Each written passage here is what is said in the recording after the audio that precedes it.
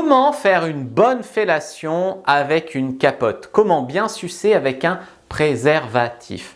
Bonjour à toutes, c'est Fabrice Julien, coach et auteur, expert en séduction depuis 2010 et sexualité. Je suis auteur de Dans la tête d'un homme au lit, les secrets pour être une amante inoubliable. Vous trouverez le lien dans la description de la vidéo. Aujourd'hui, je vais répondre à une question qui fait suite à mon guide sur la fellation, à mes vidéos précédentes sur la fellation, où j'ai expliqué que, bien sûr, je suis obligé en tant que coach sexuel de vous dire que même les préliminaires, il faudrait les faire avec un préservatif. Je sais que dans la vraie vie, 98% des gens, par exemple, ne mettent pas un préservatif pour une fellation.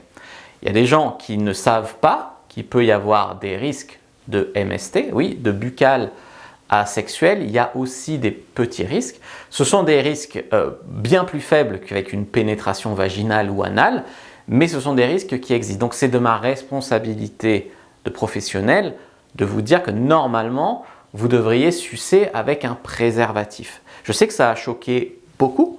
Il y a des gens qui savaient déjà ça et qui disent « écoutez, c'est tellement nul avec une capote que je préfère le faire sans ». Donc là, c'est des risques réfléchis. Il y a des gens qui ne savaient pas qu'ils prenaient un petit risque. Donc ça, je vous l'apprends. Et donc ça pose une autre question, c'est-à-dire comment sucer avec une capote, comment sucer avec un préservatif.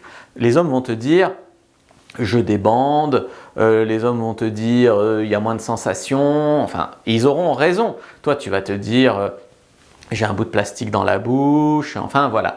Comment on pourrait faire de ça un avantage en fait pour votre vie sexuelle?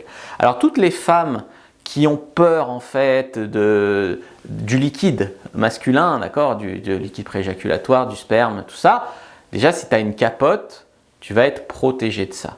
Pour les femmes qui n'aiment pas le goût de la bite, donc il peut y avoir une odeur, il peut y avoir un goût, quoi, enfin un goût, voilà, c'est de l'humain, eh bien il y a des préservatifs parfumés, d'accord, qui peuvent t'aider en fait à couvrir ça, donc les capotes avec du goût, avec des odeurs, l'odeur de la capote, etc.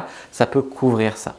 Concernant les réticences de l'homme, l'homme qui débande par exemple, il y a des manières sexy de mettre une capote, par exemple de les mettre avec la bouche.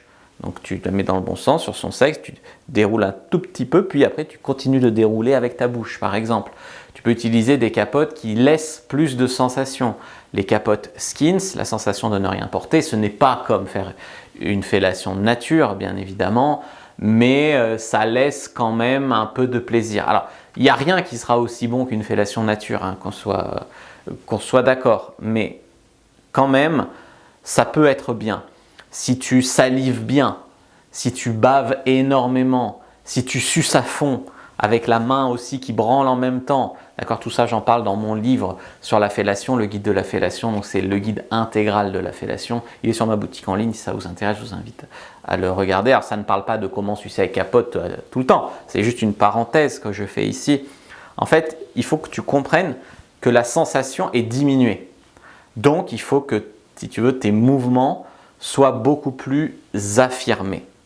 Donc vous pouvez vous intéresser à mon guide intégral de la fellation pour progresser en fellation, protégé ou pas. Et vous pouvez aussi prendre la fiche sur comment être une bonne amante, première description de la vidéo, lien en commentaire épinglé. Elle est complètement gratuite, donc vous seriez bête de passer à côté. Prenez-la, moi je vous dis à bientôt et que le dieu de la séduction soit avec vous les amis.